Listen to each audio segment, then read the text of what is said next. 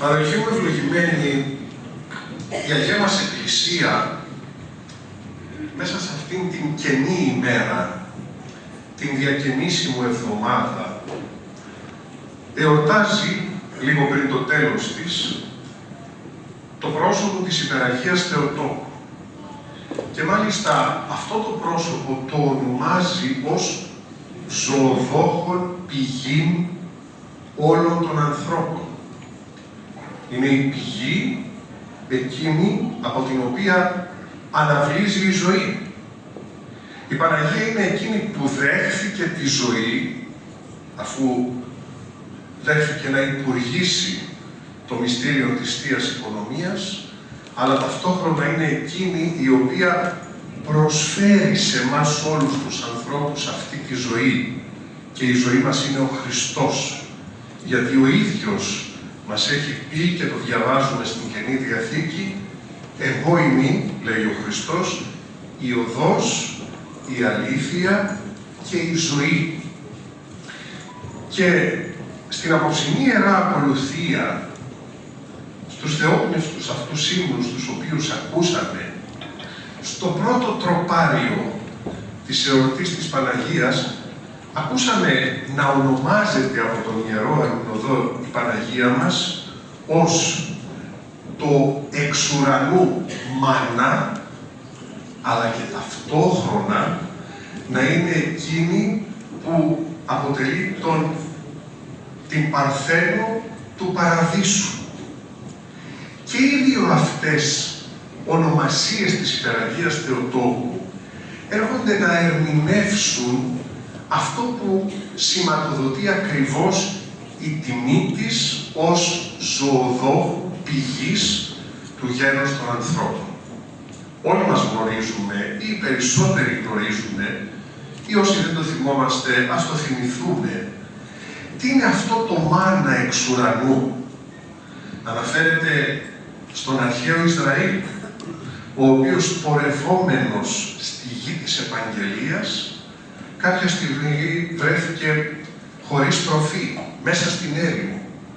Και ύστερα από πολλή προσευχή, ο Θεός με θαυματουργικό τρόπο έστειλε το μάνα, μία ουράνια τροφή από τον ουρανό, ώστε να είναι αυτό με το οποίο θα τραφεί ο λαός ο ευλογημένος του Θεού και δεν θα οδηγηθεί στην απώλεια.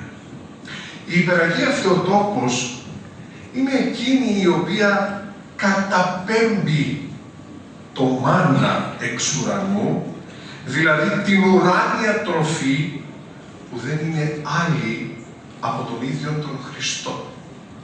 Και θυμηθείτε σας παρακαλώ ότι όλοι μας, όσοι είμαστε μέλη της Εκκλησίας, λαμβάνουμε αυτήν την ουράνια τροφή κάθε φορά που συνερχόμαστε σε σύναξη ευχαριστιακή.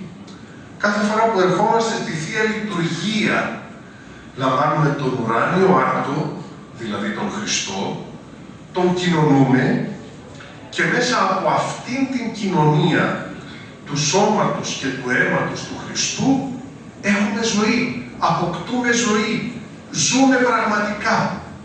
Γιατί ο ίδιος ο Χριστός είναι εκείνος που, όπως ο Ευαγγελιστής Ιωάννης στο Ευαγγέλιο του μαρτυρεί, μας λέει ότι αν δεν φάμε το σώμα του Υιού του ανθρώπου και αν δεν πιούμε το αίμα του, τότε δεν έχουμε ζωή μέσα μας.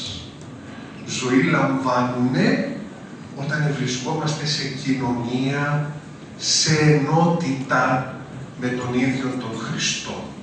Αλλά πρόξενος αυτής μας της ενότητος με τον Χριστό είναι η Υπεραγία Θεοτόκος, επειδή διεικόνισε, υπούργησε το μυστήριο της Θείας Οικονομίας, δηλαδή της σαρκώσεως του Θεού Λόγου.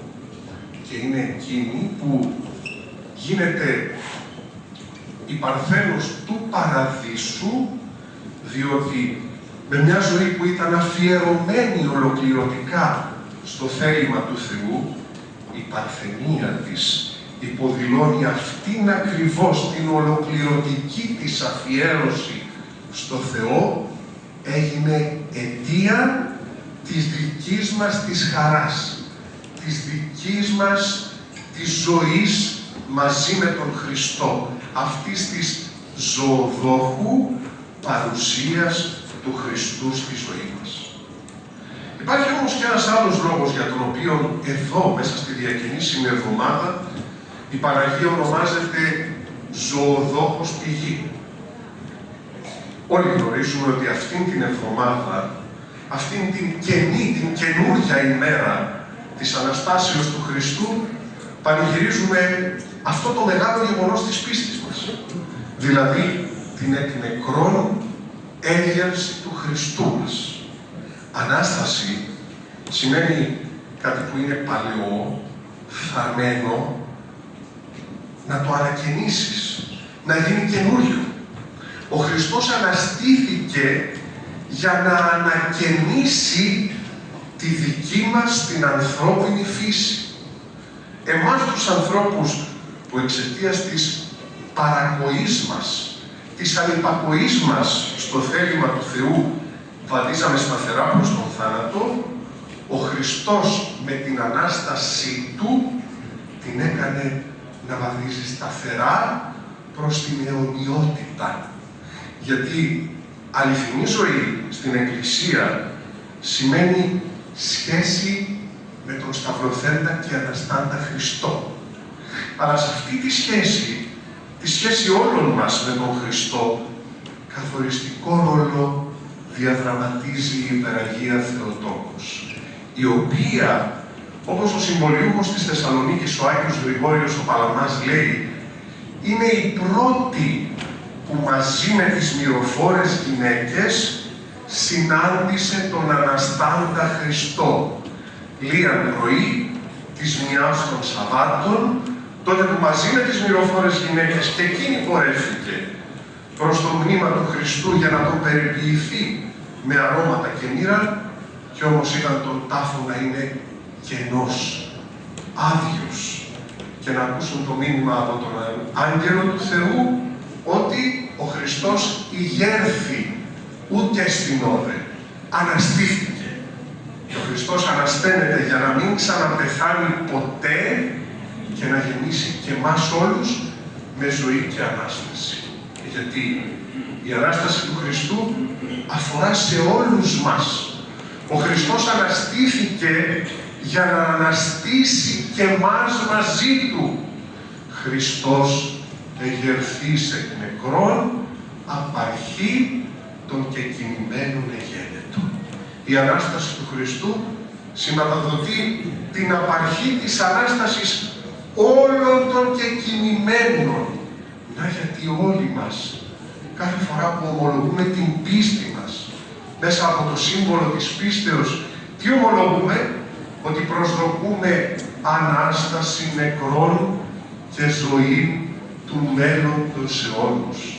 Η Ανάσταση μας αφορά, είναι ένα γεγονός που θα συντελεστεί για όλους μας εκείνη την ημέρα της Δευτέρας Παρουσίας.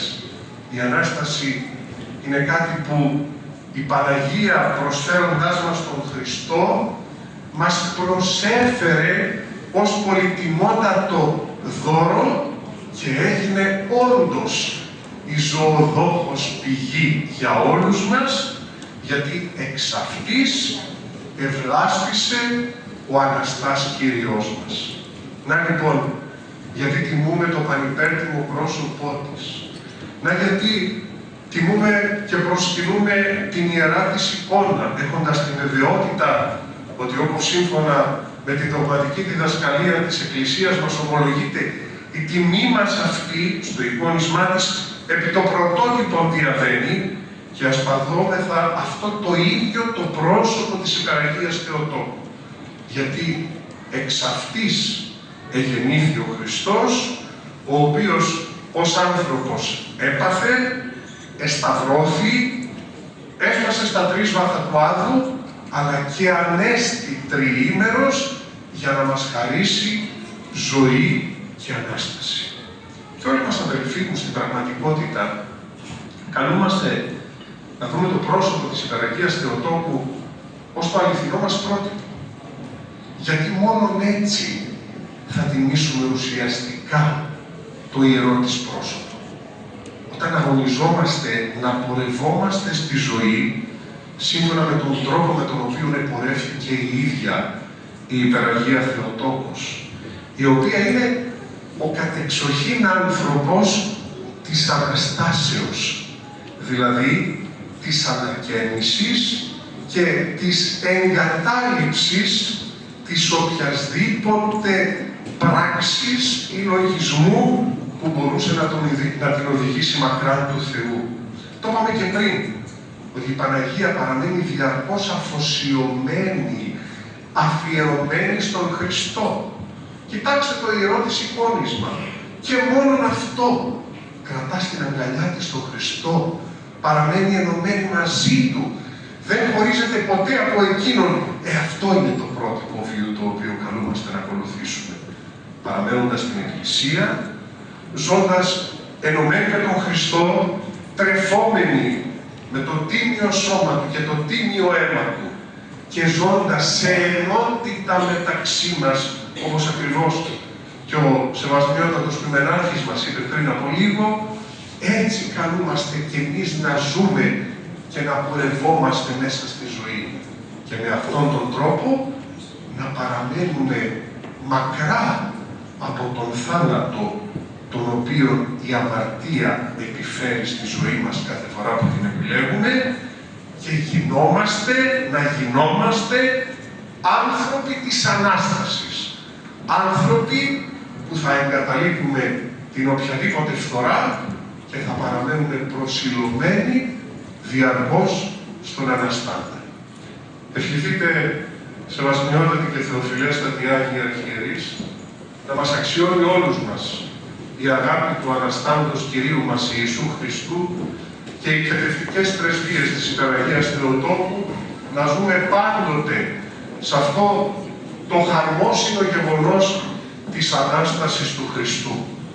Αλλά να μην λησμονούμε ποτέ ότι όπως ο Χριστός για να αναστηθεί εσταυρώθη και έπαθε και οδηγήθηκε στον Άδη, έτσι και εμείς καλούμαστε να σταυρώσουμε τον παλαιό άνθρωπο της αμαρτίας, ώστε να ζήσουμε σύμφωνα με τον ανακαινιστέντα άνθρωπο, ο οποίος παραμένει σε απόλυτη υπακοή στο θέλημα του Θεού. Εύχεστε υπέρ αυτών και αλλήλων.